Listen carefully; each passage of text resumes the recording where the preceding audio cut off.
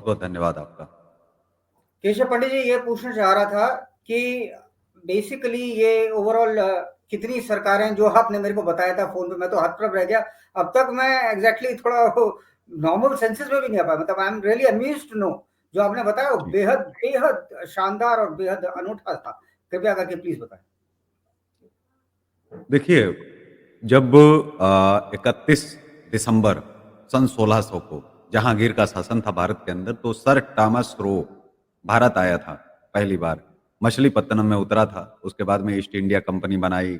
बहुत बड़ा इतिहास रहा है औरंगजेब से लेकर जहांगीर से लेकर के, और औरंगजेब और उसके बाद में मोहम्मद शाह जफर तक, बहादुर शाह जफर तक का एक लंबा इतिहास रहा है।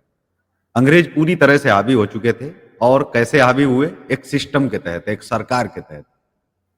राजा साहब, जो पहली सरकार हमारे भारत की बनी, हमारे बहुत सारे क्रांतिकारी हुए। 1857 की क्रांति हुई, कारगर क्यों नहीं रही, बहुत सारी बातें उसके बीच में आई। हमारे पास कोई सरकार नहीं थी, हमारा अपना कोई सिस्टम नहीं था, हमारी कोई चीज नहीं थी कि हम अंग्रेजों को भगा देंगे लेकिन फिर उसके बाद में क्या। क्योंकि 700-800 रियासतें थीं, पटेल जी ने जिस तरह से उनको एकत्रित किया, तो एक सरकार बनाई गई, उसके अंदर ही सब कुछ किया गया। अब सोचिए आप कि जितने क्रांतिकारी थे, उनके पास कोई मिशन और विजन नहीं था केवल देश आज़ादी के अलावा। लेकिन कौन-सा देश बनता? आज़ादी के बाद में हमारी कम से कम 1000-1200 रियासतें जो थीं, पाकिस्तान को गईं, बांग्लादेश को गईं, भारत को गईं। अगर देश आज़ाद होता, अंग्रेज हम भगा भी देते, तो 1000-1200 रियासतों में कौन-सा देश बनाया जाता? क्या ये 1200 देश बनते? या 1200 देश नहीं बनते तो किस बैनर तले आते? इनको लेकर के राजा महेंद्र प्रताप ने पहली बार 1 दिसंबर 1915 को पहली सरकार बनाई, कुछ अफ़गान नवाबों के साथ मिलकर के, और उस सरकार का नाम रखा मुख्तार-ए-हिंद सरकार। अच्छा। पहली बार आज़ाद हिंद फौज का उन्होंने गठन भी किया कि एक सरकार बन गई है। किस तरह? अंग्रेजों की तरह। क्योंकि अंग्रेजों को भगाना तो है, लेकिन अंग्रेज भागें उसके साथ-साथ में हमें सिस्टम भी बना लेना है, ताकि व्यवस्था कैसे चलेगी। क्योंकि ये तो फिर राजा अपना-अपना जो है राज स्थापित कर लेंगे, भगाएँगे तो हम, मारेंगे तो हम, लेकिन राजा लोग जो है बैठ जाएँगे। बड़ी बात मैं कह रहा हूँ आपको, स्वतंत्रता के आंदोलन में ये हमें सीखने को नहीं मिली कि हमारे क्रांतिकारियों ने गलतियाँ भी की हैं, जानें दी हैं, लेकिन बहुत सारी जानें तो ऐसी चली गईं, जिन जानों को नहीं जाना चाहिए था, एक सिस्टम के तहत जाना चाहिए था। तो अब पहली सरकार जो है मुख्तार-ए-हिंद सरकार बनी, जिसके बारे में देश में वाक़ई किसी को नहीं पता है। मुख्तार-ए-हिंद सरकार अफ़गानिस्तान की धरती पर बनी थी, और पहली आज़ाद हिंद फ़ौज मुख्तार-ए-हिंद लश्कर, उसका नाम था असली, मुख्तार-ए-हिंद लश्कर के नाम से, और उसकी सरकार का नाम था मुख्तार-ए-हिंद सरकार। तो हमारे साथ में वो प्रथम राष्ट्रपति थे, भारत की पहली अंतरिम सरकार के पहले राष्ट्रपति थे राजा महेंद्र प्रताप जी। राजा महेंद्र प्रताप पहली सरकार के प्रथम राष्ट्रपति थे, और साथ ही मौलवी बरकतुल्लाह जो है वो प्रथम प्रधानमंत्री थे, पहली सरकार के प्रथम प्रधानमंत्री। विदेश मंत्री जो थे उनका नाम था मथुरा सिंह। मथुरा सिंह से अगर हम देखें तो मथुरा सिंह वही हैं जिनको लेनिन के पास भेजा जाता है, वो भेजते हैं, लेकिन रास्ते में अंग्रेज पकड़ लेते हैं और उनको मार डालते हैं, खत्म कर देते हैं, उनको फांसी दे देते हैं। और उनकी सेना भी जो 6000, उनकी जो पहली सेना बनी थी, उसमें 6000 सैनिक थे, जो प्रथम मुख्तार-ए-हिंद लश्कर बना। मतलब आज़ाद भारत की पहली सेना का भी नाम मुख्तार-ए-हिंद लश्कर था, और पहली सरकार का नाम जो था वो मुख्तार-ए-हिंद सरकार, जिसका अर्थ आज़ाद हिंद सरकार ही है, एक तरह से हम देखें। क्योंकि उर्दू और फ़ारसी का बस अंतर है, इतना सा मिश्रण है कि आज़ाद हिंद जो है वो फ़ारसी में है, और हिंद जो शब्द है वो उर्दू में है। दूसरी सरकार हमारी इटली में बनती है, और उस सरकार का गठन गदर पार्टी के कुछ नेताओं के साथ किया जाता है, और उस सरकार, दूसरी सरकार जो है वो इटली की धरती पर बनाई जाती है। इटली से मान्यता प्राप्त वो सरकार थी। इटली की धरती पर सरकार जो बनाने वाले थे, वो थे जो 36 साल उस धरती पर रहे, हमारे सरदार अजीत सिंह साहब। सरदार अजीत सिंह जो है भगत सिंह के चाचा जी थे। सरदार अजीत सिंह ही थे जिन्होंने पहले रेडियो का, प्रथम भारतीय रेडियो का निर्माण किया था, पहला भारतीय रेडियो जिसका नाम था रेडियो हिमालय, लेकिन रोम रेडियो से ही बदल करके रेडियो हिमालय किया गया था। दूसरी सरकार का नाम जो हमारी था वो था आज़ाद हिंदुस्तान सरकार, और उसकी सेना का नाम था आज़ाद हिंदुस्तान लश्कर। उसमें भी लगभग 12,000 सैनिक थे, और उसका एक अपना रेडियो था। प्रथम सूचना एवं प्रसारण मंत्री और उप प्रधानमंत्री जो है वो सरदार अजीत सिंह ही थे, जो भगत सिंह के चाचा थे। लेनिन के अच्छे मित्र थे। नेताजी सुभाष चंद्र बोस को हिटलर से मिलवाने वाले भी वही दूसरी सरकार के उप प्रधानमंत्री जी थे। और संस्थापक भी कहें हम, सेनापति भी हम कह सकते हैं कि वो आजाद हिंदुस्तान लश्कर के सेनापति भी थे। जो सरदार अजीत सिंह थे, उनको पगड़ी संभाले जट्टा भी कहा जाता है। यहाँ जो नारा उन्होंने दिया था 1919 में, जो बिल 3 बिल पहली बार जो अंग्रेजी हुकूमत को घुटनों पर ला दिया था, वो थे वो व्यक्ति। इसलिए उनको देश निकासा मिला, जैसे उन्हें निष्कासित कर दिया गया। तो उनकी दूसरी जो सरकार थी, उसका नाम था आजाद हिंदुस्तान सरकार, दूसरी जी। सरकार बनी। तीसरी सरकार हम सब जानते हैं कि ये सरकार जो है नेताजी सुभाष चंद्र बोस बनाते हैं। उस सरकार का नाम आजाद हिंद सरकार था, और आरजी हुकूमत आजाद हिंद सरकार, जो 11 देशों से मान्यता प्राप्त थी और जिसकी फौज का नाम आजाद हिंद फौज, आईएनए, इंडियन नेशनल आर्मी। तो आजाद हिंद फौज, आईएनए पे हमने तो विषय में सुना है कि सुभाष चंद्र बोस जी ने वो बनाई थी। जी हाँ, सरकार जो है वो नेताजी सुभाष चंद्र बोस ने ही बनाई थी, 11 देशों के साथ मिलकर के बनी थी। लेकिन फौज के पीछे थोड़ा सा क्या होता है कि फौज कोई भी बनाए, उसका संचालन कौन कर रहा है, बहुत बड़े स्तर पे चला कौन रहा है। जब पहली हमारी आजाद हिंद फौज बनी थी, मुख्तार हिंद लश्कर, तो उसको 1920 तक आते आते खत्म कर दिया गया था। उसके बाद में दोबारा से गठन किया था मोहन सिंह ने, सरदार मोहन सिंह ने, आजाद हिंद फौज का, आईएनए का, असल में आईएनए का उन्होंने गठन किया था, इंडियन नेशनल आर्मी। बाद में आजाद हिंद फौज और आईएनए एक ही हो गई, उनको एक ही नाम दिया जाने लगा। तो आईएनए उन्होंने स्थापित की थी, और वो एकमात्र स्वतंत्र भारत के सॉरी हमारे भारत के एकमात्र 47 से पहले के एकमात्र जनरल थे, जो भारतीय जनरल थे, सरदार मोहन सिंह एकमात्र, उनके अलावा कोई जनरल नहीं था, जनरल मोहन सिंह। और वो मोहन सिंह जो है अपनी सेना नेताजी सुभाष चंद्र बोस को, रास बिहारी बोस को सौंपते हैं, और रास बिहारी बोस से वो नेताजी सुभाष चंद्र बोस को जो है वही चीज आती है। लेकिन जो चिट्ठी की हम बात करें कि आजाद हिंद फौज को भी सीधे सीधे नहीं मिला था, ये निमंत्रण जो आया था वो वीर सावरकर के लिए पहला आया था। वीर सावरकर को रास बिहारी बोस ने चिट्ठी भेजी थी। उनको ये लग रहा था कि ये सेना, मैं बूढ़ा हो चुका हूं, अगर कोई सेना संभाल सकता है तो वो रास बिहारी बोस वीर सावरकर जी संभाल सकते हैं। तो सावरकर ने एक शर्त रखी, ये कहा जाता है, हालांकि इसका कोई प्रमाण नहीं मिलता, लेकिन चिट्ठी आई थी इसके प्रमाण है। कहा यह जाता है कि जब उन्होंने कहा कि नहीं, आप मुस्लिमों को नहीं रखेंगे सेना में, तो मैं हिंदुओं की भर्ती पर तो तैयार हूं, और मैं युद्ध करने को भी तैयार हूं, आऊंगा। लेकिन उस पर जो है आईएनए तैयार नहीं हुई, तो उसके बाद उन्होंने वो प्रस्ताव ठुकरा दिया। लेकिन वो प्रस्ताव जब नेताजी सुभाष चंद्र बोस जिन्ना से मिलते हैं, और जिन्ना से कहते हैं कि 2 नेशन थ्योरी गलत है, आप मत करिए इसको, देश के 2 टुकड़े मत करिए, इसका कोई फायदा नहीं है। तो जिन्ना उनसे कहते हैं कि देखिए सुभाष जी, मैं आपकी बहुत इज्जत करता हूं, बहुत रिस्पेक्ट करता हूं, और अंत समय उन्होंने कहा भी था कि इस देश के टुकड़े में एक ही शर्त पर नहीं करूंगा, अगर इस देश के प्रधानमंत्री नेताजी सुभाष चंद्र बनेंगे तो। मतलब नेताजी अगर बनेंगे तो मैं पाकिस्तान की मांग नहीं करूंगा, ये जिन्ना ने कहा था साफ तौर पर। मतलब वो सुभाष चंद्र बोस को बड़ा नेता मानते थे, अपना नेता मानते थे। हम बड़ा नेता नहीं बात करेंगे, बड़ा नेता तो उनके सामने बहुत सारे थे, लेकिन वो अपना नेता मानते थे कि अगर उनको कोई नेता स्वीकार था हिंदुस्तान की सरजमी पर, तो जिन्ना को केवल सुभाष चंद्र बोस में ही दिलचस्पी थी। वो कहते थे कि अगर सुभाष जी बनेंगे इस देश के प्रधानमंत्री, तो फिर मैं पाकिस्तान पर जो है मैं मांग नहीं करूंगा। लेकिन उस दिन क्या हुआ कि उन्होंने कहा कि देखिए, आप अगर हिंदूवादी लीडर हैं तब तो आप मेरे से बात करिए, और आप हिंदूवादी हैं नहीं, मैं जानता हूं आप सभी के हैं। मतलब आप हिंदू के भी हैं, मुस्लिम के भी हैं, सिख, जैन, ईसाई, जो भी जितने धर्म हैं, आप सभी के लीडर हैं। मैं मुसलमानों का लीडर हूं।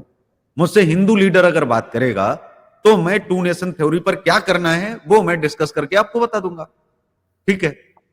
नेताजी सुभाष चंद्र बोस ने क्या काम किया, डॉक्टर अंबेडकर से मुलाकात की। उनको लगा उस समय, क्योंकि वो तो हिंदू मुस्लिम वगैरह जानते नहीं थे, जानते सब कुछ थे, लेकिन हम कहें कि अगर उनको लगा उस समय कि डॉक्टर अंबेडकर जो है वो हिंदुओं के बहुत बड़े लीडर हैं, उनसे मुलाकात अगर हम करेंगे तो वो शायद रोकने में जो है कारगर हो जाए। लेकिन जब डॉक्टर अंबेडकर से मुलाकात होती है तो बहुत सारे विषयों पर बातचीत होती है, इसका जिक्र भी पुस्तकों में, लेकिन हम बहुत छोटे छोटे पॉइंट लेकर के चलेंगे जिनका ज्यादा जिक्र जो है किया जाना चाहिए और किया नहीं गया।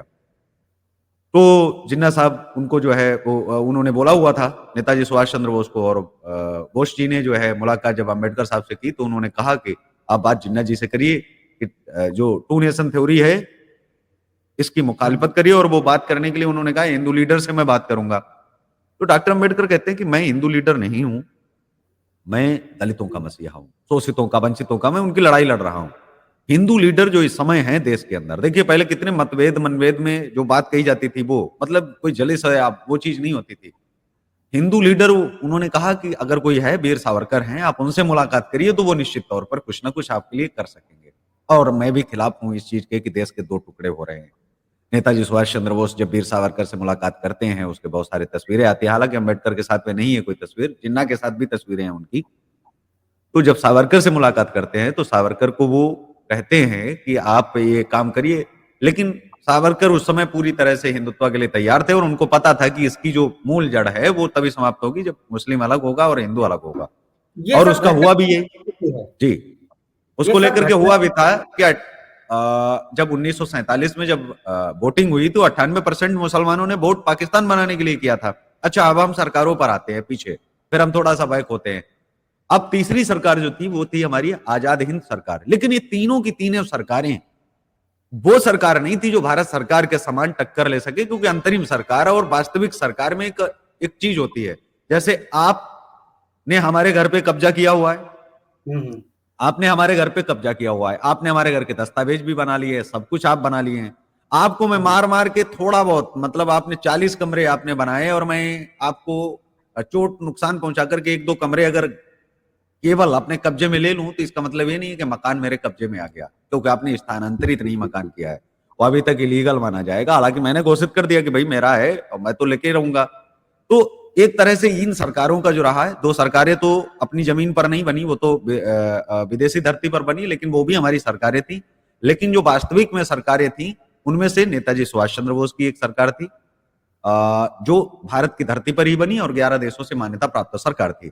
लेकिन अब खास करके इसमें हम एक चीज बताएं कि जो सत्ता हस्तांतरण वाली सरकार होती है, सत्ता हस्तांतरण क्या, आपने मेरे घर पर कब्जा किया है, पूरे घर पर कब्जा किया, और आप हमें घर की चाबी जिस दिन सौंप देंगे उस दिन मैं वास्तविक घर का मालिक कहलाऊंगा। केवल बार बार कब्जा करके मैं बाहर आपको उठा के फेंक दूं, आपको मैं फिर बाहर निकाल दूं, ये वाला हाल चलता रहा क्रांतिकारियों के बीच में और अंग्रेजी हुकूमत के बीच में। लेकिन सरकार ने कभी सत्ता हस्तांतरण नहीं किया, नेताजी बोस तक को सत्ता हस्तांतरण नहीं किया।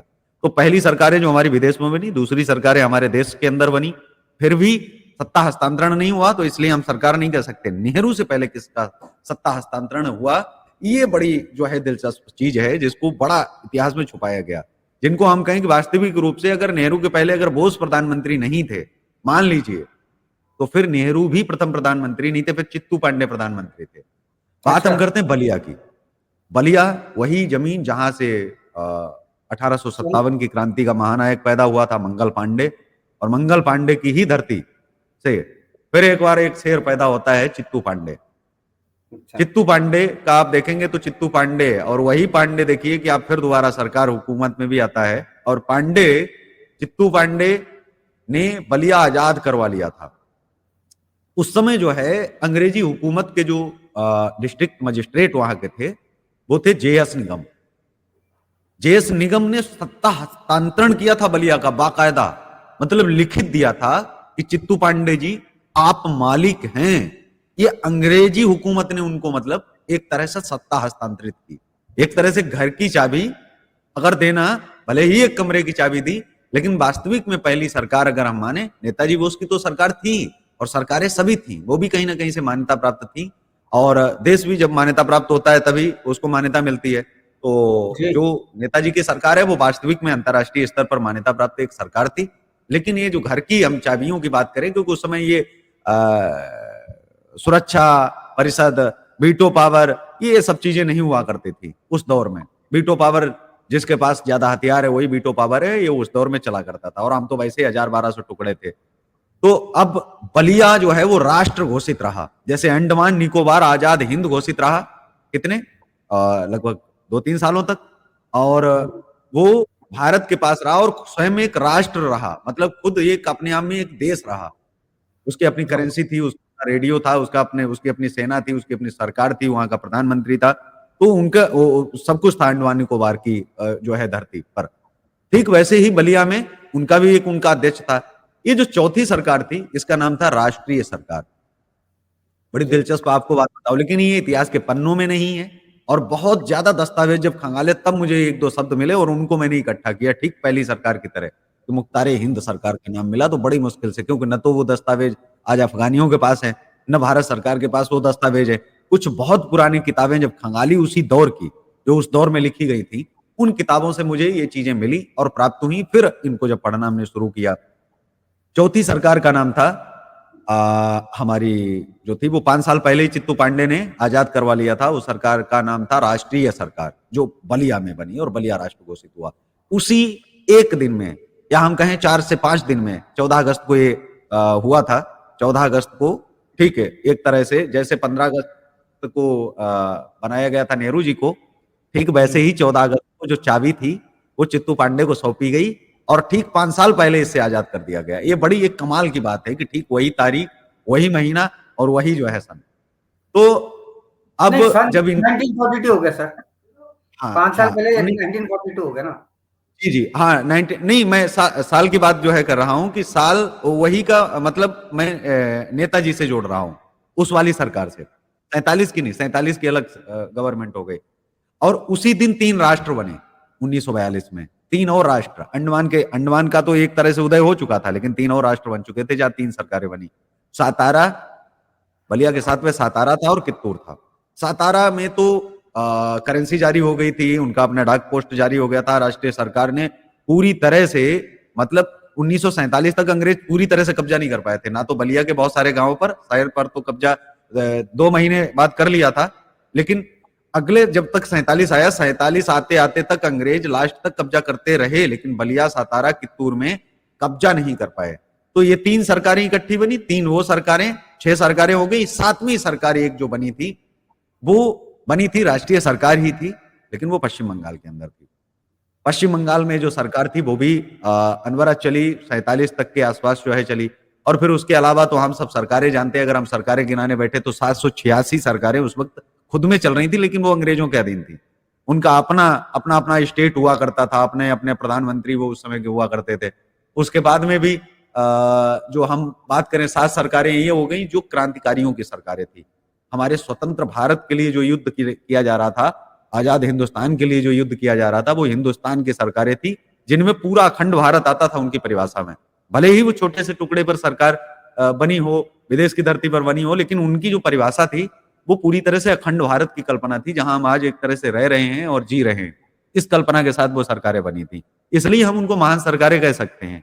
ये छोटी छोटी स्टेट की सरकारें थी, इनको ये चीजें नहीं मालूम थी कि अखंड भारत की कल्पना के साथ में कैसी सरकारें बनाई जा सकती थी। आप सोचिए कि जिस दौर में आज भी क्या लोग अपनी सरकार बना सकते हैं? मतलब एक बड़ा प्रश्न है कि आज के दौर में क्या कोई अपनी सरकार बना सकता है?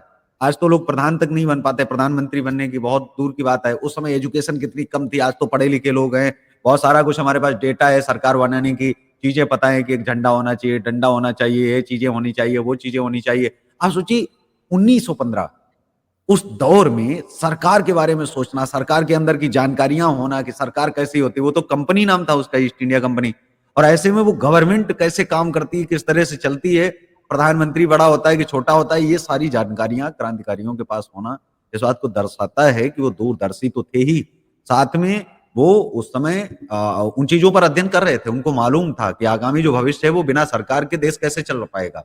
सरकार बनानी बहुत जरूरी है। जान देनी तो वो तो सेना के लोग भी दे सकते हैं, सेना बना के भी वो काम किया जा सकता है, आक्रमण एक साथ मिलके भी किया जा सकता है, लेकिन बिना सरकार के हम लोगों को कहां ले जाएंगे? अंग्रेज अगर भगा भी दिए तो अचानक पूरी व्यवस्था जो है ध्वस्त हो जाएगी। पैसा कौन किसका लेगा, कहां जाएगा, कौन इकट्ठा करेगा, किस तरह से होगा, वो बिना सरकार संभव नहीं था। जो सरकार के सपने थे वो सरकार बनाने वालों के लिए कितना, आज अगर सोच करके थोड़ा सा इमेजिन करिए कि अगर ये सरकारों के सपने जिन लोगों ने देखे और अगर नहीं बनाए गए होते तो हम आज क्या होते? आज हम 700, 800, 1000, 2000 टुकड़ों में बटे होते। आज हम राजाओं के अधीन होते या फिर गुंडों के अधीन होते, और हम भी सीरिया, इराक ऐसे जो देश हैं उनकी तरह हम उनके नीचे काम कर रहे होते और गुलामी प्रथा में जी रहे होते पूरी तरह से। तो हमको ये मानना पड़ेगा कि उनके लिए शुक्रगुजार होना पड़ेगा और उनको नमन करना पड़ेगा, इतिहास में उनको लाना पड़ेगा कि एक सरकार के तहत काम उन्होंने किया। और आज सरकार ही है कि जिसकी वजह से हम लोकतंत्र में जीवित हैं, सही से काम कर पा रहे हैं, सही से बातचीत कर पा रहे हैं, उनके बारे में बातचीत कर पा रहे हैं। तो बहुत दूरदर्शी थे हमारे क्रांतिकारी, लेकिन उनको कभी पढ़ा नहीं जाता है। लोग पुस्तकालय जाते नहीं है, लोग उनको पढ़ते नहीं है, बस इतनी सी बात है।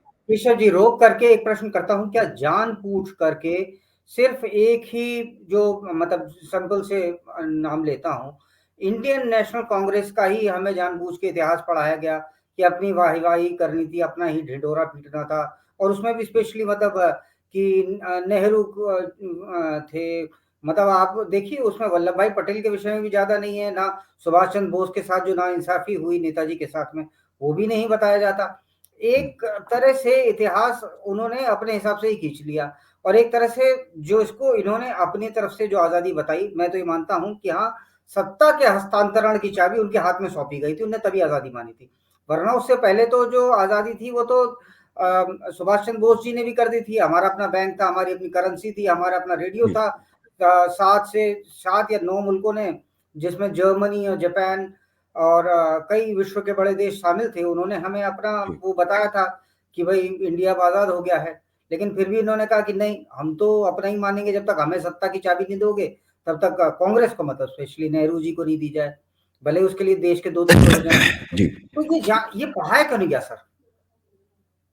देखिए, यही सबसे बड़ी चीज़ रही कि फिर पहली फ़ोटो तो राजा महेंद्र प्रताप की लगती दीवार पर, दूसरी फ़ोटो हमारे सरदार अजीत सिंह साहब की लगती, तीसरी फ़ोटो नेताजी सुभाष चंद्र बोस की लगती, चौथी फ़ोटो चित्तू पांडे साहब की लगती, पाँचवीं फ़ोटो भी जो हमारे बाकी 2 सरकारों के जो प्रधानमंत्री थे, एक मराठी थे और पश्चिम बंगाल के थे और कित्तूर में भी 2 मराठी थे। उनके नाम अभी मुझे नहीं याद आ रहे हैं, लेकिन मेरे पास है उनका पूरा डेटा मैंने उसको निकाला हुआ है। तो उनकी फ़ोटो लगानी पड़ती, उसके बाद में कहीं जाके 9वें 10वें नंबर पर कहीं नेहरू आते, कि ये वाली सरकार आई, तो इन 7 सरकारों का ज़िक्र इसीलिए नहीं किया गया, जबकि सरकार का एजेंडा ये तो अंग्रेज़ों ने भारत सरकार बनाने में मदद की। इनके अच्छा पास कोई सरकार का अपना एजेंडा नहीं था। कांग्रेस ने कोई अपनी सरकार की स्थापना ही नहीं की थी कि नहीं हम बनाएँगे क्या, कौन-सी सरकार लाएँगे, सरकार का नाम क्या होगा, चीज़ें क्या होंगी, ये सब नेताजी सुभाष चंद्र बोस का सब पूरा का पूरा कॉपी किया हुआ है। आप देखिए, उनका जो राष्ट्रगान था, वो पूरा कॉपी किया हुआ है, इनका अपना राष्ट्रगान नहीं है। उनका जो झंडा था, वही इन्होंने अपनी सरकार का झंडा रखा। मतलब जो अच्छा, झंडा बिल्कुल, था, बिल्कुल सर, बाद ये में ज़रूर। वीर सावरकर के कहने पर वो चक्र बदला हुआ, वो एक अलग चीज़ है, लेकिन वही झंडा रखना चाह रहे थे।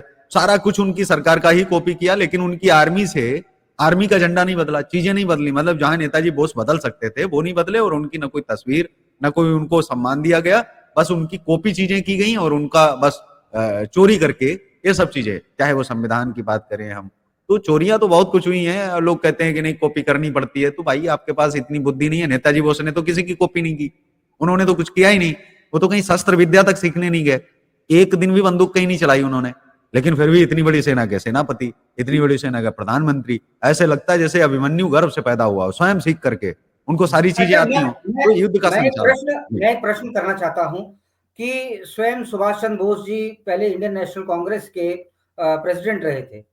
हुँ, क्या कारण था जो उन्होंने इंडियन नेशनल कांग्रेस को छोड़ा था? ठीक है। देखिए, सबसे बड़ी चीज़ यहाँ पर आती है, उस समय जो कांग्रेस थी, वो कांग्रेस में कोई भी खड़ा हो सकता था, अगर वहाँ के नेता या प्रतिनिधिमंडल जो है वो सपोर्ट करता था। और एक आपको बड़ी चौंकाने वाली बात बता रहा हूँ, ये आपके दर्शकों को कि ये मेरे से पहले पता होगा, कांग्रेस को तो नहीं पता है, ये वर्तमान में। ये सवाल राहुल गांधी से दिया जाए तो बिल्कुल नहीं पता होगा। कांग्रेस के जो प्रेसिडेंट हुआ करते थे, उनको राष्ट्रपति बोला जाता था। अच्छा। मतलब कांग्रेस प्रेसिडेंट होते थे, उनको राष्ट्रपति नहीं तो 1947 तक बोला प्रेसिडेंट को तो अभी भी प्रेसिडेंट कहा जाता है। कांग्रेस का प्रेसिडेंट मल्लिकार्जुन खड़गे हैं तो प्रेसिडेंट ही कहा जाएगा ना। राष्ट्रपति नहीं, हालाँकि अध्यक्ष कहा आज पार्टी के प्रेसिडेंट को राष्ट्रपति नहीं कहा जाता है, अध्यक्ष कहा जाता है। अध्यक्ष कहा जाता है। अध्यक्ष ये 1947 के बाद की परंपरा बनी है। 1947 तक कांग्रेस के प्रेसिडेंट को राष्ट्रपति बोला लिखा जाता था। मतलब कोई अखबार वाला आता था तो वो ये लिखता था कि राष्ट्रपति यहां पधारे। कांग्रेस के राष्ट्रपति यहां नेताजी सुभाष चंद्र बोस आए। हरियाणा की एक पेपर कटिंग हमारे पास हाथ लगी, तो फिर अध्ययन किया तो पता चला कि उस समय, उस दौर में कांग्रेस की जो शुरुआत हुई थी तो वो उनके अध्यक्ष नहीं हुआ करते थे। उनके अध्यक्ष की जगह वो लोग लगाते थे राष्ट्रपति शब्द इस्तेमाल करते थे। तो नेताजी सुभाष चंद्र बोस जो थे, वो असल में कांग्रेस के राष्ट्रपति थे, ये अगर हम कहें। पहला, यहां पर हमको थोड़ा सा दुरुस्त करना पड़ेगा।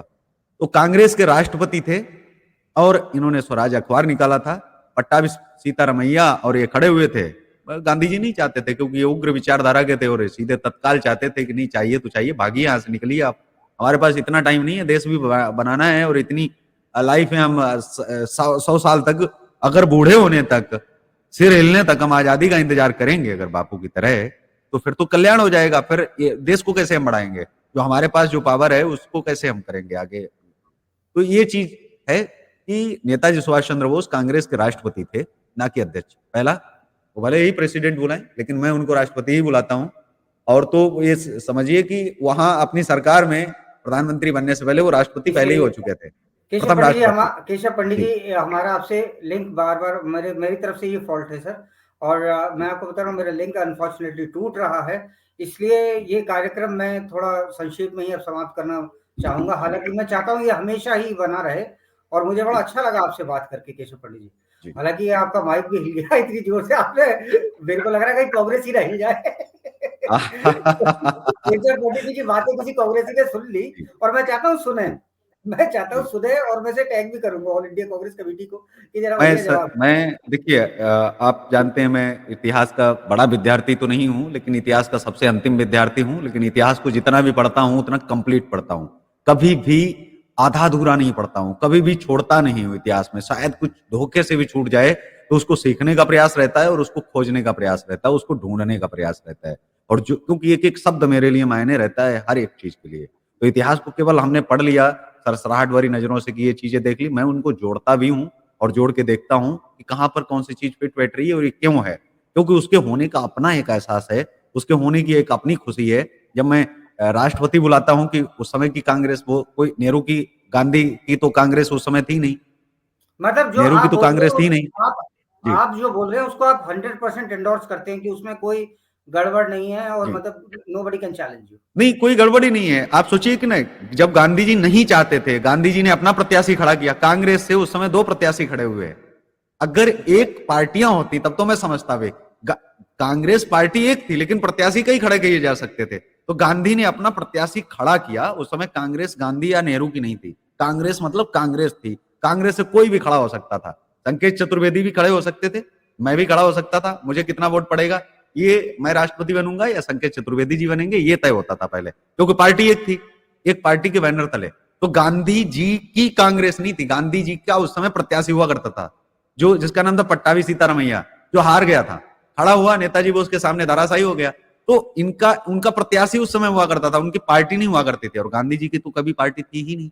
गांधी जी की हाँ, और इच्छा क्या। थी कि अब कांग्रेस को खत्म कर दो, उनकी अंतिम इच्छा थी कि कांग्रेस, अब देश आजाद हो गया है, कांग्रेस को खत्म करो और नई पार्टियों का विस्तार करो। वो अंग्रेजी नाम नहीं चाहते थे कि अंग्रेजी नाम के साथ में आगे देश बढ़े, वो चाहते थे कि बहुत सारी नई नवेली पार्टी बने या चीजें बने, सरकार बनाओ, चीजें बनाओ, लेकिन हिंदी नामों के साथ, और आप जो है विस्तार करो, लेकिन ये कांग्रेस जो विदेशी शब्द है इसको मत झेलो। जी चलिए, अब पंडित जी, ज्ञानी से कहिए कहा कहत संकेत लजाए, और बड़ा अच्छा लगा। बड़ी आपने ऐसे चीजों पे से पर्दा उठाया, रहस्यों पे से पर्दा उठाया, जिन्हें सुन करके मैं तो कहता हूँ कि मतलब शायद यूं कहूं कि एक अंधेरे में आपने एक नई उजाले की किरण लगाई है, कि जो साथ पहले और तस्वीरें लगनी चाहिए, जैसे एएमयू में जिन्ना की बहुत से लोगों ने लगा रखी है ना, तो चित्तू पांडे की कौन लगे भाई? जी चित्तू पांडे बिल्कुल। की भी लगाओ।